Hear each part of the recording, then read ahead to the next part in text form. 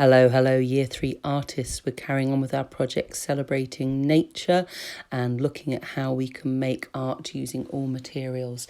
So we worked in collage yesterday with papers that we cut and we tore, and today we're moving on to assemblage art, which is where objects are used to make shapes and make pictures and make artwork. So I've collected for you some objects which are all natural forms. So this here is a star anise, which some of you will know, which is a spice, which is a natural seed. These are pink peppercorns. Again, these are seeds that grow. And then I've got some nice green cardamom seeds. I've tried to choose lots of nice different colours, like these kidney beans, which are almost a purpley colour. They're amazing. And then we've got things like some sticks, again, natural objects, things we find and can pick up, shells picked up off the beach, some little pebbles that we can use. What else have we got? Pine cones, they're rather lovely. I've got nice rocks here, which is slices of slate. There's other pebbles, there's things like feathers, there's things of leaves, all sorts of things that you can use.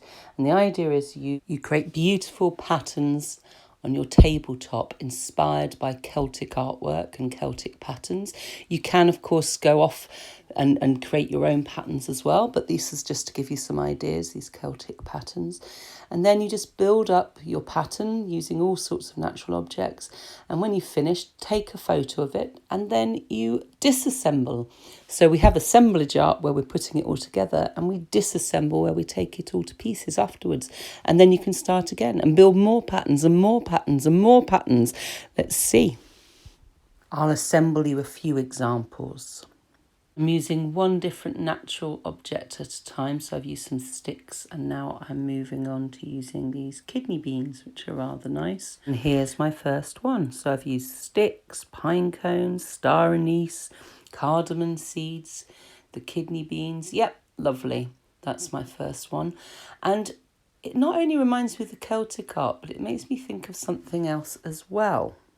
It reminds me of these Rangoli patterns, which were first created in the Indian subcontinent, and they're made out of things like flowers and leaves. This one's made out of salt.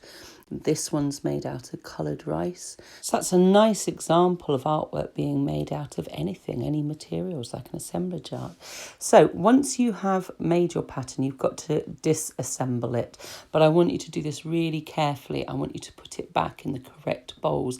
So if you've got some kidney beans, put them back with the other kidney beans. I don't want a horrible mess to sort out when all this is done. So please be careful with that, because we can reuse these objects and not be wasteful, can't we, if we're all a bit neat and tidy with them. So have a really nice play.